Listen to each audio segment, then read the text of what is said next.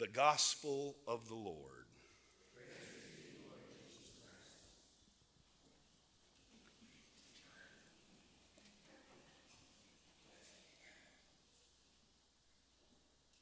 Good morning.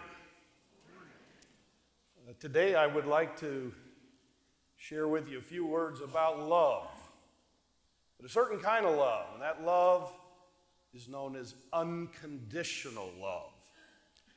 And just as every story has, the moral to the story, as our gospel does, I'm going to give you two stories here at the beginning to sort of put this unconditional love into perspective. But first I have to ask you all a question.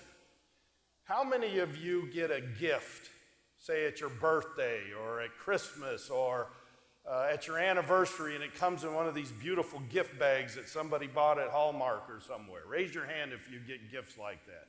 Okay, raise your hand if you keep those gift bags, as long as they're not marked up or ruined, and recycle them and reuse it for somebody else. Raise your hand. Okay, I think we all do that. Silly not to. Why throw it away?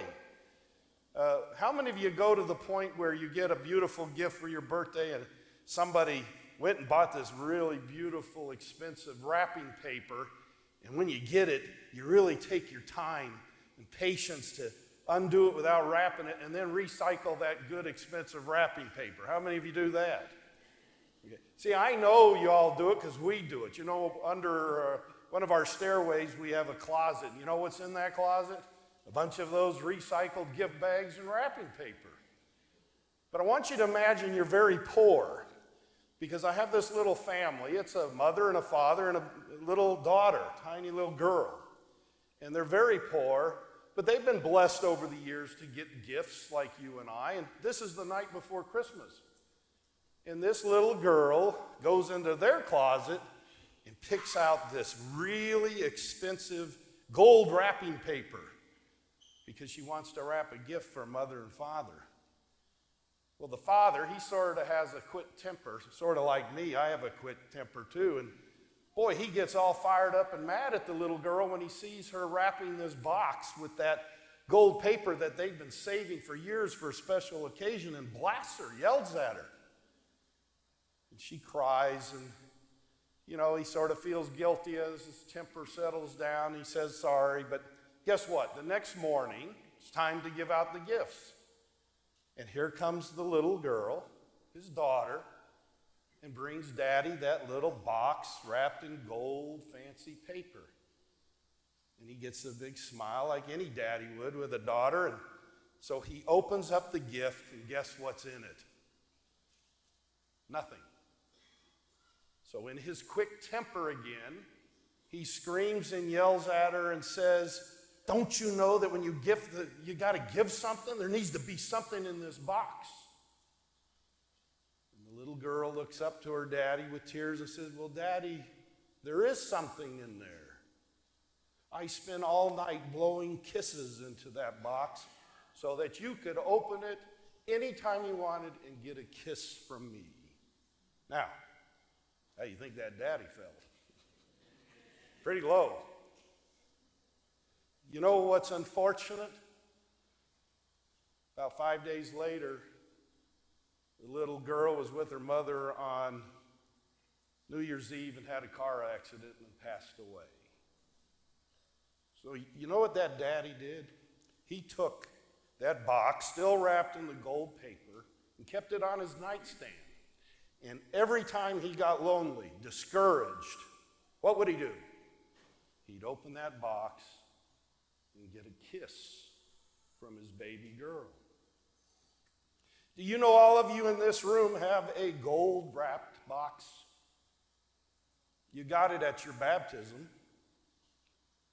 That gold-wrapped box has Jesus' unconditional love inside. He don't care about what you look like, what you smell like, how rich, how poor, how pretty, how ugly. He don't care. There's no conditions with Jesus. You're a baptized child of his. And anytime you need him, what do you got to do? Is open that box. Now, the second story It has to do, more recently, a soldier came home from Afghanistan this few years back, and he made it to Washington, D.C., got processed, and was so excited to be able to call his parents and tell them that he's home. And so he did. He called his mom and dad, said, "Mom and Dad, I'm home, and I can't wait to see you." And you can imagine the joy any parent has when they have a child returning from war. But he said, "Mom and Dad, I have a very, very dear friend, a special friend that I want to bring home with me, and I'm hoping you'll let us, live together, live with you for a while till he can, get on track and so forth. He's my dearest friend. And but there's something I got to tell you, Mom and Dad. This friend of mine, one of my partners over in Afghanistan, he stepped on a landmine, and it blew up. This friend of mine doesn't have an arm or a leg anymore. But he's, been in the Veterans Hospital here in D.C., and he's ready to get out of the hospital. I'd like him to come live with us, Mom and Dad." And of course the parents thought, "Gee, our son, what great compassion and generosity and love he has." But then the conditions started to come out. Son, the trouble is, I think it's great that you want to do that for your friend, but our house is not handicap friendly. You know that, all the stairs and everything. And besides, we got our own life to live. You're going to be home. I think you need to let the government take care of that young man. And so their son hung up, right? And so what happened? A week later, they got a call from the Washington, D.C. police, letting them know that their son had jumped off a building and committed suicide. Now, I don't care who you are. If you have a child that commits suicide, you're going to be distraught. And so they went to D.C., they went to the morgue, and they identified the body. But to much greater dismay, they found out that their son didn't have a leg or an arm. Unconditional love. Now, Jesus, in today's gospel, think about what he just went through. Do you realize that this guy was denied? He was betrayed. He was arrested. He was beaten up. He was tortured. He was crucified. And then he comes back after his resurrection. Now, what would you do with all your buddies who denied him and betrayed him and let this happen? I don't know about you, but I know myself. I probably would have been angry, very disappointed. I'd be holding a grudge, and I wouldn't like it one iota. But what did Jesus do? All these appearances after his resurrection. Because he's loving and merciful and forgiving, he makes them breakfast. Just think of this. The Sea of Galilee, this beautiful sunrise, this great fire, the smell of bread and fish. The sunrise is so glorious. I don't know about you, but that's pretty much like heaven to me. Eating breakfast with Jesus on the seashore, right? That's what he does. And he knew that even though I have resurrected, I'm going to return to my Father, and I need my ministry to continue. So what did he give Peter? He gave Peter the keys of the kingdom. And he calls him aside and says something very interesting. "Peter, do you love me?" Now look, I wish I had Mother Timothea here to teach us all Aramaic and Greek, because I'm not a Greek specialist, but I certainly know enough to get through this homily. And what you need to know in Greek, there are 3 words for love, right? We just have the word love. Well, in Greek, there's 3. The first one is eros. Eros means physical love. You have a bride and a groom, and the groom says to himself, "Oh man, I love my future bride. I want to kiss her." That's a physical love. Or, "I love Korean food." Or, "I love to watch my son's success in running or academics. I love this, I love that. That's a physical love.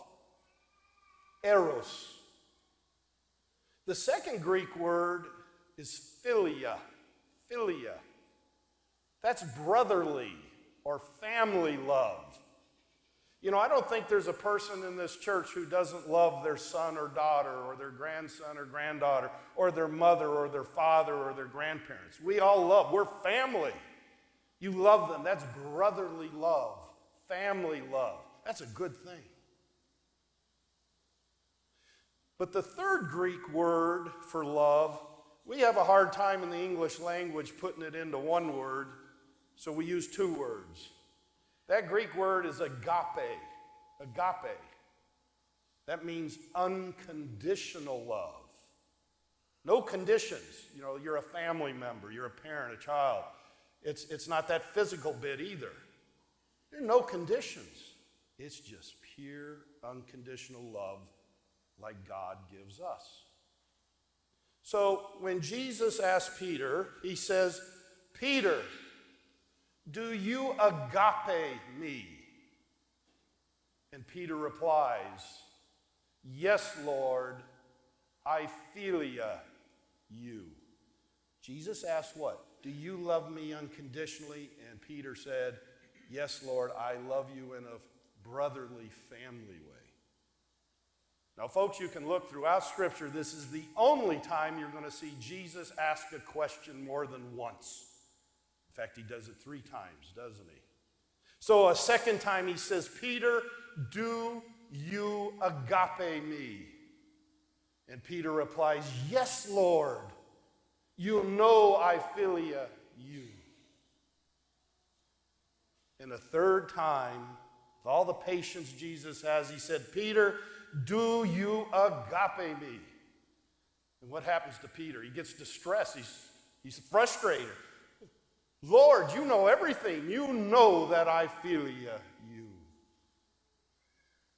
You see, Peter didn't get it. And you know what? Most of us in this church, we don't get it.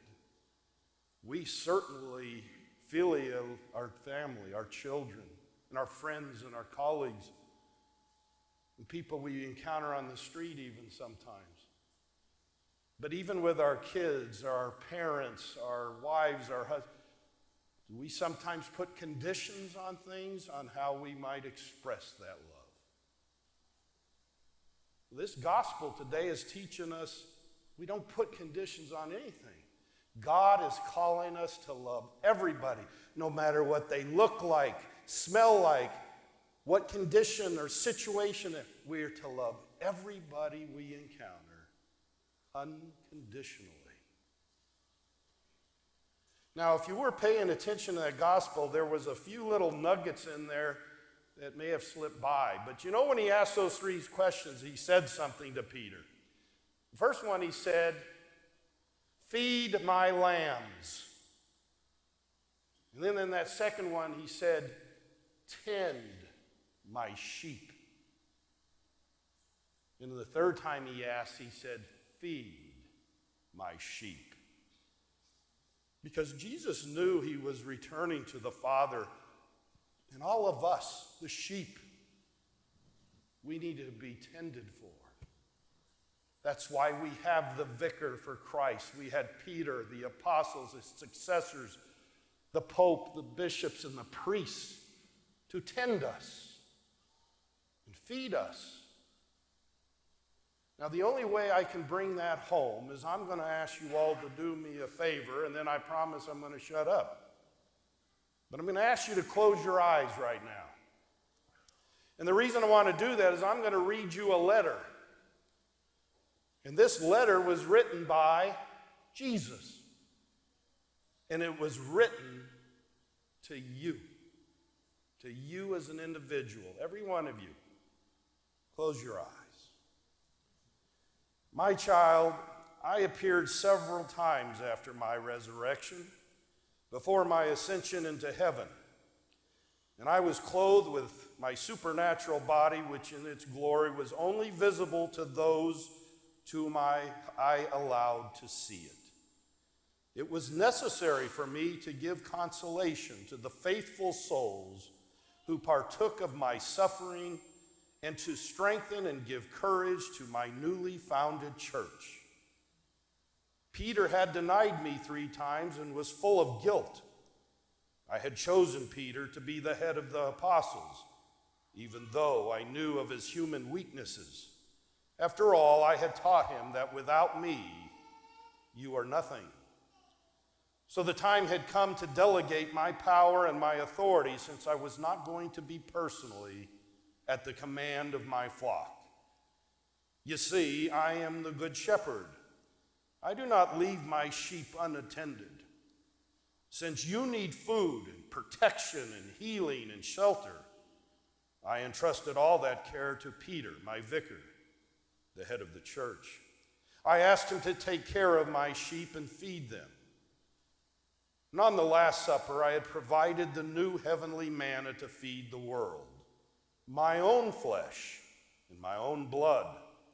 I, the Creator, had created myself in the consecrated species of bread and wine, which would be consecrated by Peter and all my apostles, and also by those appointed by them as priests.